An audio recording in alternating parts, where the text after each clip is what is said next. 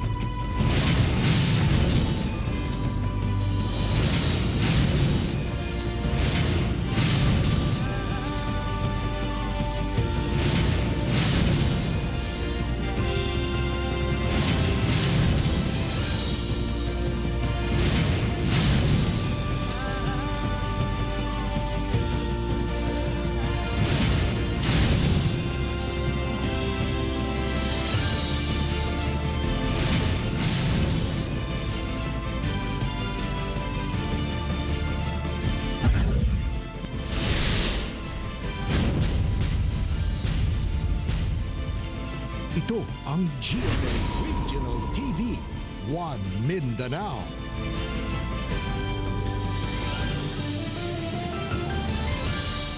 May hapon Mindanao, kini ang GMA Regional TV 1 Mindanao. Hatod naman pinakadagkog pinakulahing balita sa Mindanao. Ako si Teco Campo. Sara Hilomen Velasco. Real Soroche, live gikan dinhi sa GMA Davao Complex. Usa ka balay na igo og kilat sa Samal Island. Dugang detalye sa live report ni Jandy Esteban. Jandy.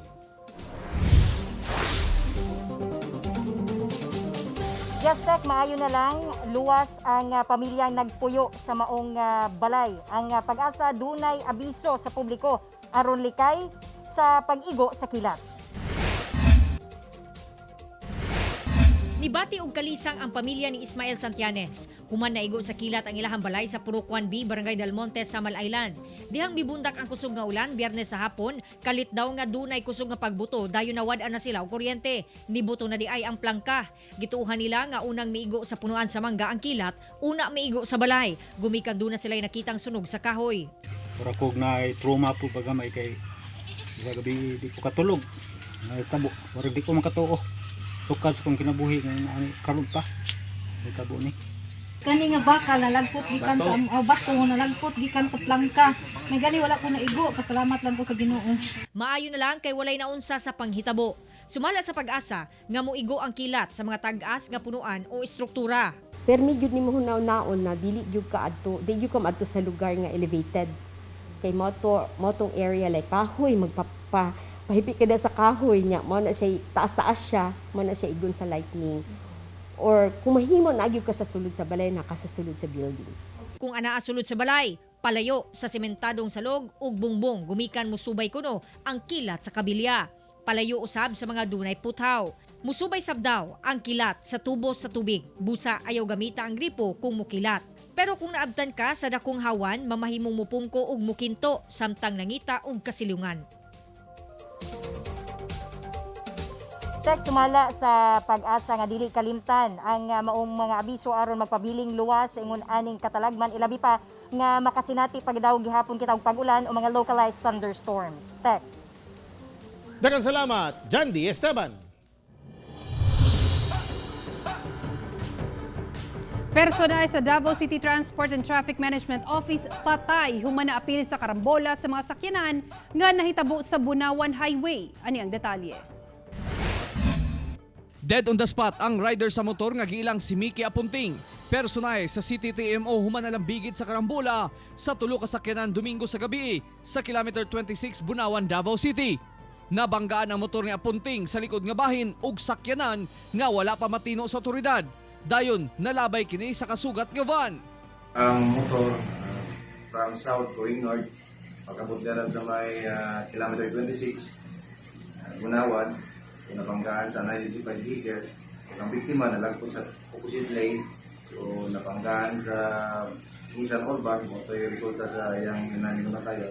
Ang angkas nini nga si Hernalyn Masugod samaran usab hinuon luwas na sa makuyaw nga kahimtang.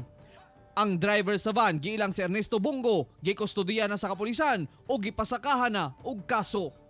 Ang kasamtangan ng ato ang driver na aron sa Pisilia o sa posibleng mag-file na to sa criminal charges against sa iya. Ako, si Real Soroche para sa One Mindanao. Usa ka pulis ang nasamdan diyang misukol ang ilang gidakop nga drug suspect atol sa bypass operation. Dugang detalye sa live report ni Cyril Chavez. Cyril.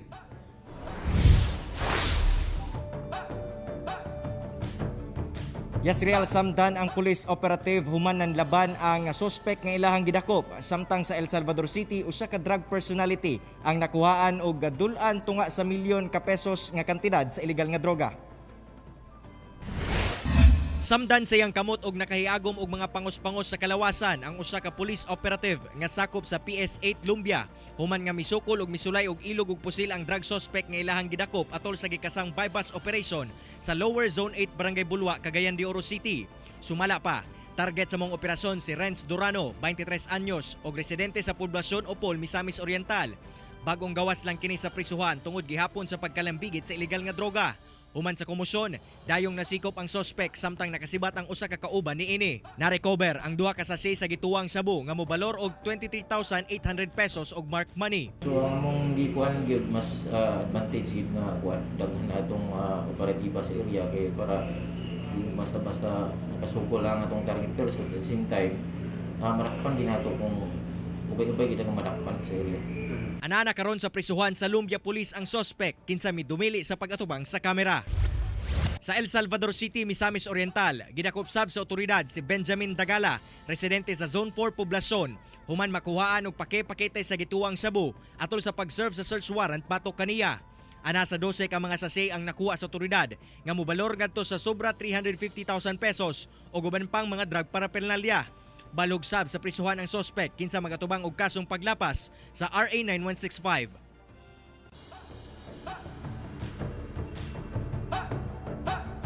Real, sumala pa sa PNP nga nagsilbing leksyon ang insidente nga nahitabo katong milabay nga adlaw. Busa mas paningkamutan nila nga mas hugot ug mas daghan nga mga personahe ang ilahang i-deploy kini aron masiguro nga dili mabutang sa alanganin ang kinabuhi sa ilahang mga operatiba.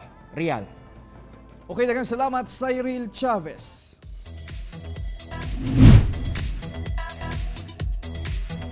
Nakoronahan na ang Miss Universe Philippines 2020 kagahapon ug siya si Miss Iloilo City Rabia Mateo. Ani report.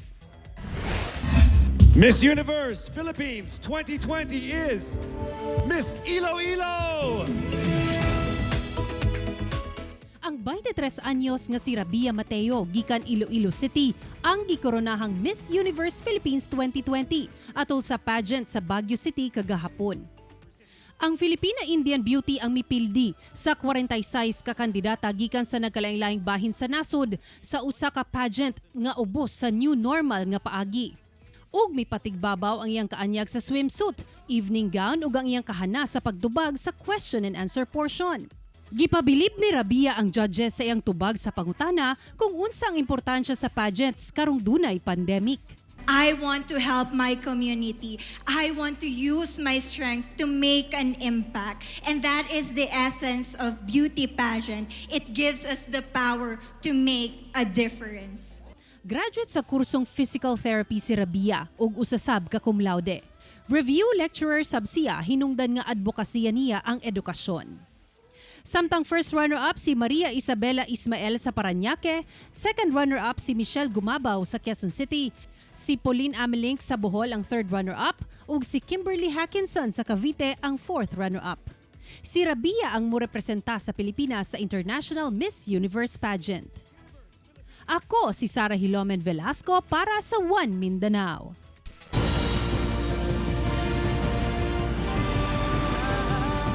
Ito ang GMA Regional TV, One Mindanao.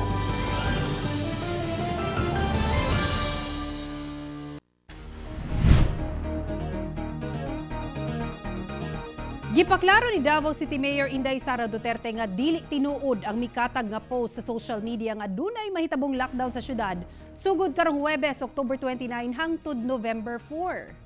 Atol sa interview sa mayor sa Davao City Disaster Radio, gianunsyo niini nga walay kamatuoran ang migawa sa social media nga dunay total lockdown sugod karong Huwebes ug sa October 28 kuno mogawas ang guidelines sa City Government of Davao. Sa mikatag nga post kagahapon, posible kuno mobalik sa Enhanced Community Quarantine o ECQ ang syudad tungod sa nagkadaghang kaso sa COVID-19. Gani ni gamit pa kini og logo sa Davao City LGU. Matod sa mayor, daan nang nagapatuman og lockdown ng Davao City LGU sa barangay, purok o compound pero wala kuno'y citywide lockdown. Miapila sab kini sa mga Davaoenyo nga kinahanglang mag-verify sa tanang impormasyong madawat. Gi-refer na kini nga issue ngadto sa Davao City Police Office aron masusi sa mga cyber patroller sa kapulisan.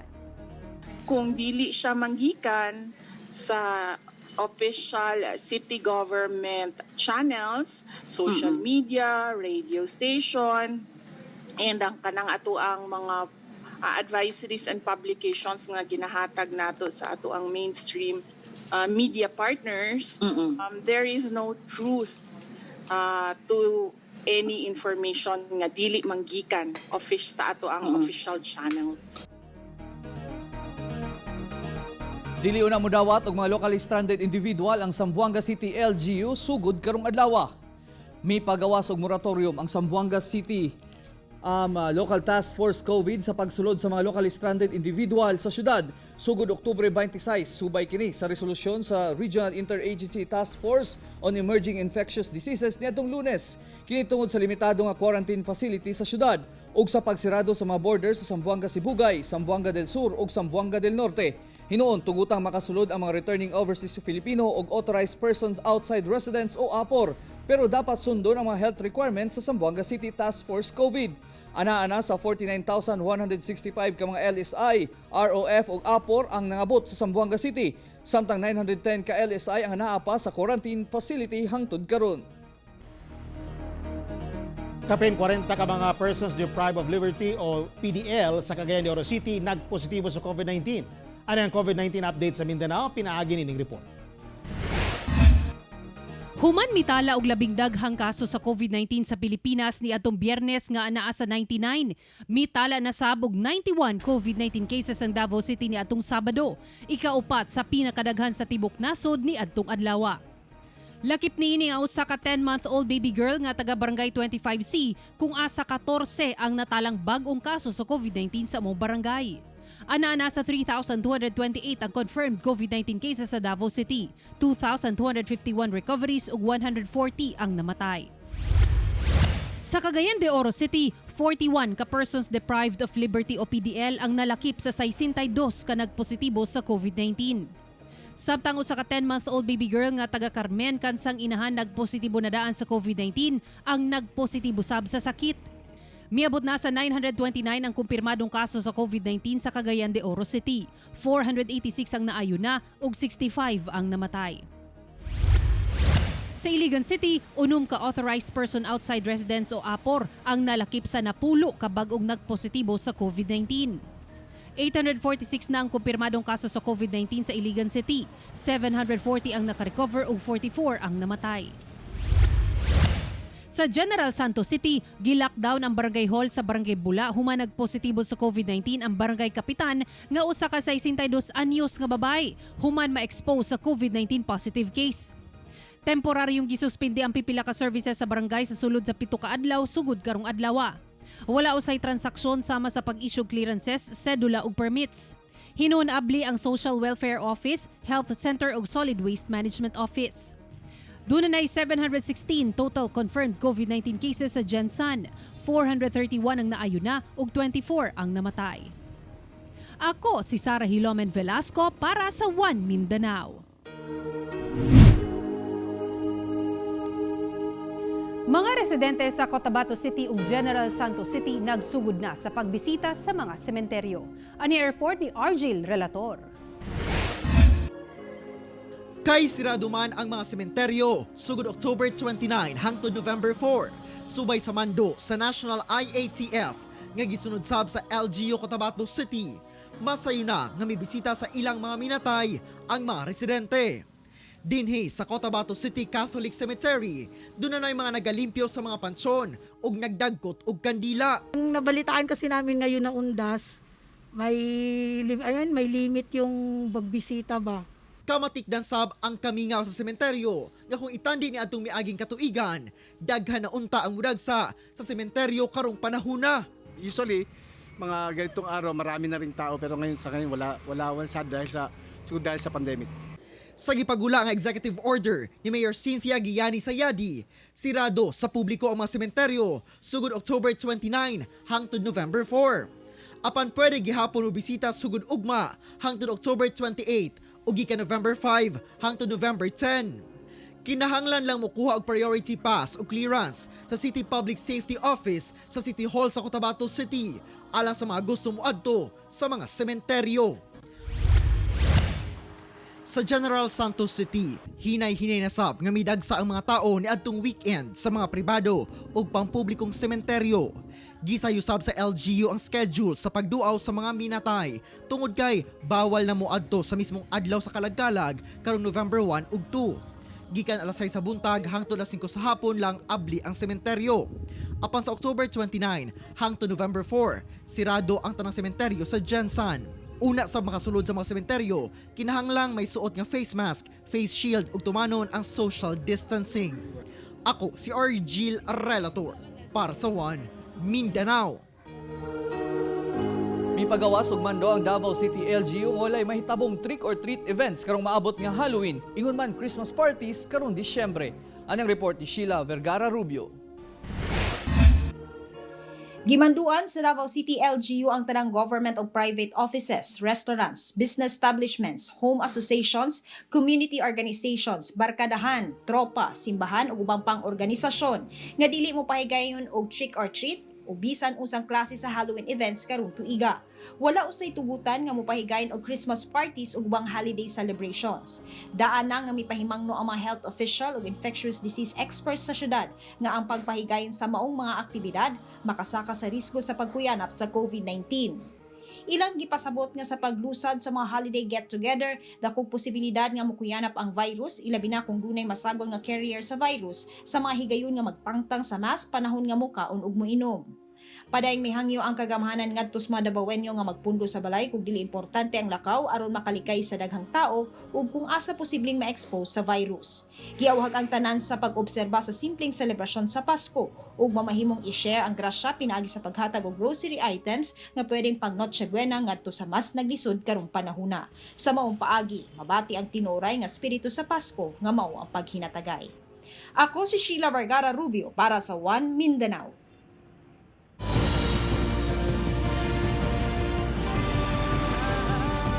Ito ang GMA Regional TV, One Mindanao.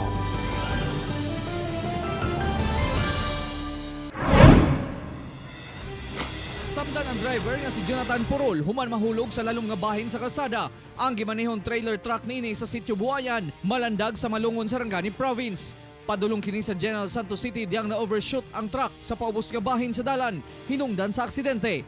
Gilayong girescue ang driver sa truck kinsa gidala gilayon sa ospital. Sa Butuan City, patay ang biktimang si Elmer Sayo Nituda, human malumo sa sapa sa Purok 3, Sitio Santa Cruz, Barangay Manila de Bogabos. Misulay lamang kini og tabang sa iyang duha ka paryenteng naanod sa sapa apan way swerteng nadala ang biktima sa naghaguros nga tubig sa sapa. Naluwas sa ubang mga paryente ang duha ka naanod apan wala na nila naluwas ang biktima. Nakita ng lawas ni human sa pipila ka oras. Sa Agusan del Norte, sikop sa joint operation sa kapulisan ug kasundaluhan ang tulo ka miyembro sa New People's Army nga sila Sherlita Perales alias Bibi, 62 anyos, Honey Grace Perales alias Tisay na matidong, 18 anyos ug Marnel Bahian alias Ribo, 25 anyos. Ang mga dinakpan dunay mga kasong arson, robbery ug illegal possession of explosives. Sa Malimuno, Surigao del Norte, arestado ang top 8 most wanted person sa municipal level sa kasong carnapping nga nailang si Edwin Laurenciana sa barangay Hanagdong. Nasikop ang sospek pinaagi sa manhunt operation sa Malimuno PNP. Sa San Francisco, Surigao del Norte, sikop ang usa ka Daniel Revel Bitita alias Kakert nga gituhak usa sa tulo kami patay sa barangay Kagawad nga si Johnny Yortas Bernades. Napatay ang kagawad sa Purok 2, Barangay Magtangali, San Francisco, Surigao del Norte netong July 28, 2018. Si Bitita, giingong miyembro sa New People's Army. Pagpangawat sa usa ka motorsiklo na huli kam, samtang laing pagpangawat sa U-box sa motor na kuhaan sab sa CCTV. Ano ang detalye sa report ni R. Jill Relator? Makita sa video ang duha ka lalaking miduol sa nakaparadang tricycle o motorsiklo sa usa ka establishmento sa Tukuran, Zamboanga del Sur. Target di ay nila ang motor. Taod-taod, hinay-hinay nga gipaatras ang motor dayon gitulak sa mga sospetsado palayo sa lugar. Ang wala nila nabantayan kay duna di ay mga pulis nga nagapatrolya duol sa lugar ug nasita ang mga sospek. Didto na sayran sa kapulisan nga kinawat di ay ang dala nilang motor ug pagrekisa sa ilang dalang backpack. Puno usab kini sa kinawat nga mga sigarilyo ug alak. Giila ang mga dinakpan nga sila Kimbert Elorde ug Ryan Cataw. Pagkabuntag, nagpa-blatter ang mga biktima sa police station ug wala damhang arestado na di ay ang duha kinsa kasuhan ug pagpangawat. Samtang sa usa ka mall sa Barangay Santa Lucia sa Pagadian City, makita ang usa ka motorsiklo nga bag-o lang giparada sa tag-iya niini. Taod-taod, miabot ang usa ka lalaki ug dunay gikalikot sa motorsiklo. Gilungkab na diay niini ang utility box ug gikawat ang kwartang sulod niini nga mokabat sa 18,000 pesos. Human nakuha ang kwarta, pasimple lang misibat ang sospek nga daw walay nahitabo. Gipangita na sa kapulisan ang sospetsyado sa krimen. Ako si R. Jill Relator para sa One Mindanao. Illegal drug personality sa El Salvador City ug Cagayan de Oro City sa Misamis Oriental nadakpan sa managlahing bypass operation. Dugang detalye sa report ni Cyril Chavez. Dakpan sa gihimong operasyon sa kapulisan sa El Salvador City, Misamis Oriental si Juanito Igloria, 42 anyos, residente sa Zone 1, Barangay Sambulawan. Sigon sa otoridad nga sagad sa ginabaligyaan sa sospek kay iyang mga silingan rasab. Nakuha gikan sa sospek ang duha ka sachet sa sabu nga mobalor ngadto sa 13,000 pesos, mark money ug drug paraphernalia. Kani siya sir, usan ni siya ka DI listed nato. So mo ni nga gikuan na po yung mga reported diri sa MUA. Una nga manmanan sa among sakop diri sa intel sa atong syudad. Aminado man hinuon ang sospek sa iyang kalapasan ug pagkalambigit sa illegal nga binuhatan. Nakakuan gyud siya na dalag-dalag nga po uban. Mga hanggat sa na dani lang. Samtang sa gihimong bypass operation sa PS Tukugon Police sa Cagayan de Oro City, nadakpan si Reyes Sakulingan, 30 anyos og residente sa Villa Candida Subdivision, Barangay Bulwa. Nakuha gikan sa sospek ang tulo ka pakete sa gituwang sabu nga moabot sa 12 ka gramos ug mobalor ngadto sa 100,000 pesos. Ana na karon sa kustodiya sa kapulisan ang sospek ug mag-atubang og kasong paglapas sa RA 9165. Kauban si James Yap sa kamera. Ako si Cyril Chavez para sa One Mindanao. 15 katindahan at bang sa palengke sa Piñaplata sa Samal Island gipangguba. Samtang pipila ka informal settlers sa Bangkal, Davao City, voluntaryong midismantel sa ilang mga panimalay. Ani ang detalye?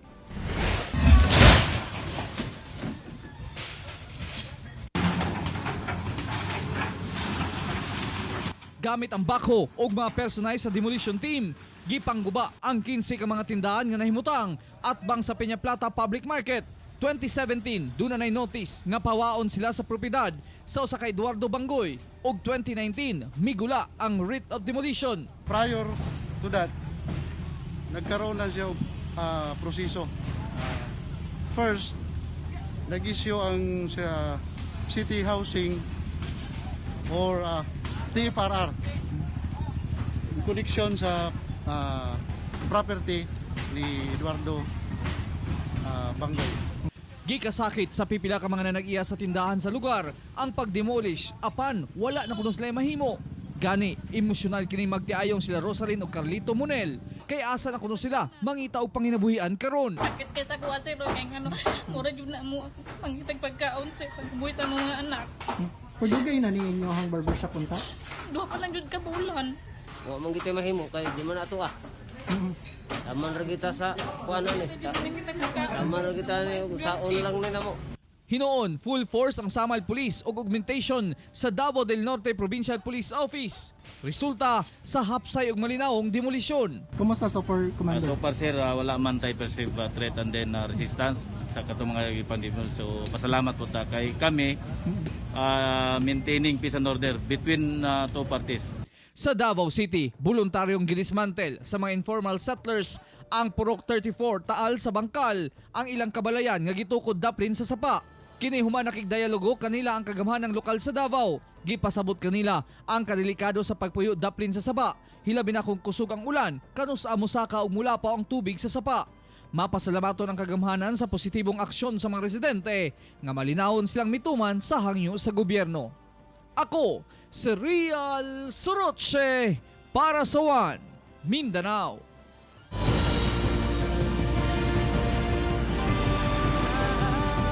Ito ang GMA Regional TV, One Mindanao.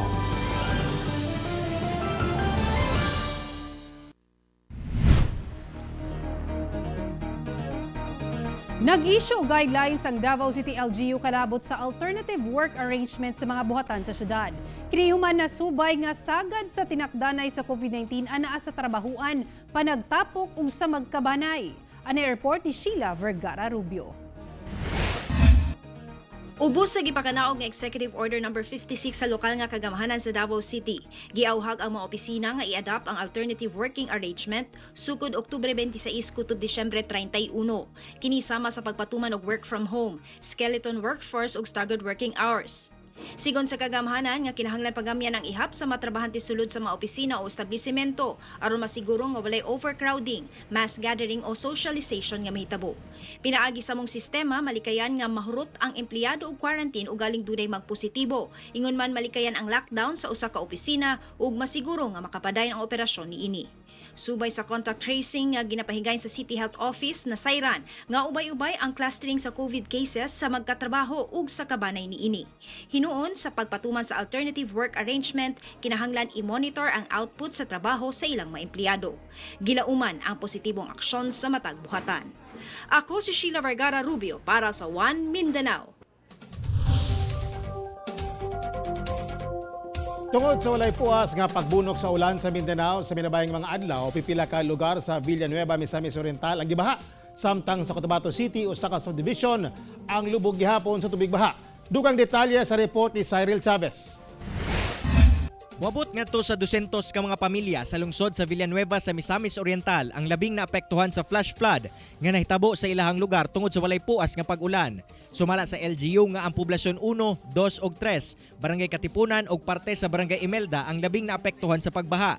Gani daling gihikling ngadto sa mga evacuation center ang mga apektadong residente ug gitagaan og ayuda sama sa sinina ug pagkaon.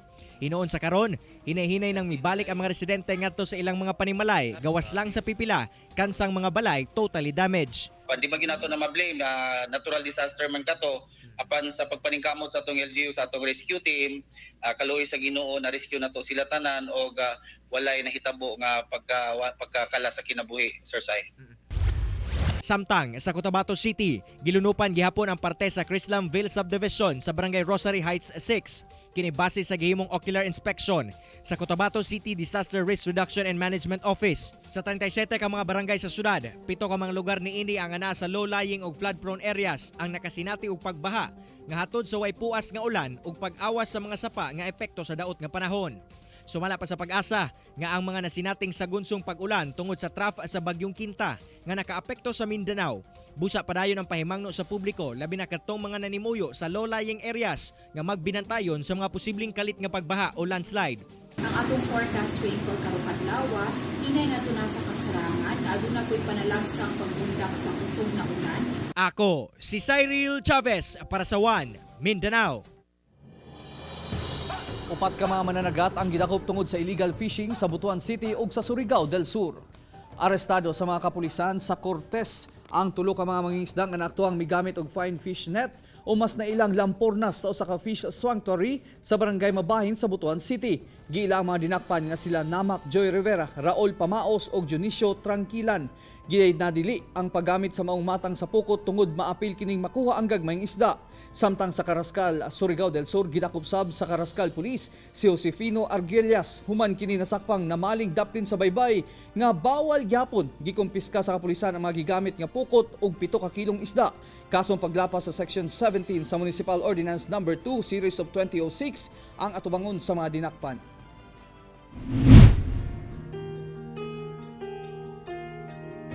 Canvas, pintura ug paintbrush kini ang nahimong susi sa usa ka grupo nga tagapantukan sa Davao de Oro aron matabangan ang mga naapektuhan sa pandemya. Ato silang ilailahon pinaagi niining report. Sining o art ang gihimong paagi sa usa ka grupo sa Pantukan Davao de Oro aron matabangan karong panahon sa pandemya ang mga naapektuhan sa Davao del Norte, Davao Oriental ug Davao de Oro. Sa ilang grupo, dunay nurse, mga magtutudlo, soon-to-be dentist ug usa ka OFW nga wala nakalarga tungod sa pandemya. Silang tanan, ilabihan sab nga naapektuhan sa krisis apan wala kini nahimong babag sa ilang tumong nga mutabang sa mga nanginahanglan. Through this our advocacy, ma'am, kaning activities na maginahimo, nakakuan gani ko kana ganing new perspective, ma'am, ba sa COVID-19 na siguro this time ni siya na kana ganing mag-unite ang mga tao, makatabang sa uban. Kaysa akong na-learn jud for the past few months, ang gamayng tabang yun kay dako na kay para sa uban. Ang ilang advokasya nagsugod sa pagpanghatag og relief goods sa mga silingan ni atong lockdown. Kini donasyon sa ilang mga higala gikan abroad. Ang art teacher nga si Aladin Datuin, gigamit ang iya mga painting aron mas mudaghan pa ang ilang matabangan. Iya kini gipabarter sa mga grocery items ug school supplies alang sa mga nanginahanglan. Ma-inspire sila, so in the future generation, sila pod mismo, makaunahon na sila, ay pwede day kumutabang, no, through my talent. Nagkadiyang sektor na ang nakadawat og donasyon gikan kanila, sama sa mga lumad, Muslim community ug mga mananagat. I encourage everyone, no, to also help na kani nga panahon karon, so walay gipili ani sa pandemya, madato man ka makubre, so tanan apektado. Pero mas naaji mga mas nanginahanglan jud karon nga mas kailangan sa atong pagtagad. Ako si Sarah Hilomen Velasco para sa One Mindanao. Okay, belated happy wedding anniversary kay Sir JP and Laika Lagnayo. Belated happy birthday Jelly Rose de Gilmo of Panabo and happy birthday kay Dodong Katad. Ang birthday greeting sub kay Papalito sa Barangay FM sa 102.3 Jensan, ka Ma'am Aida Pahente sa Bacolod, Lanao del Norte o kay Sir Darius Relatado. Belated happy birthday, sir. Belated happy birthday, sir. Mga kapuso, sa 60 kaadlaw na lang una magpasko.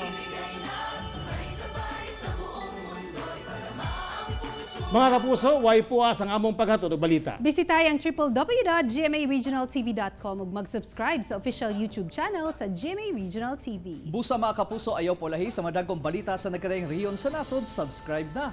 Ug mo katong lahig dagkong balita sa Mindanao karong adlaw. Ako si Real Soroche. Daghang salamat sa inyong kanunay nga pag-uban kanamo matag adlaw. Ako si Sarah Hilomen Velasco. Tungod mga balita sa atong palibot, importante alang kanamo. Kini ang GMA Regional TV 1 Mindanao. Teko Campo, buong puso para sa Pilipino.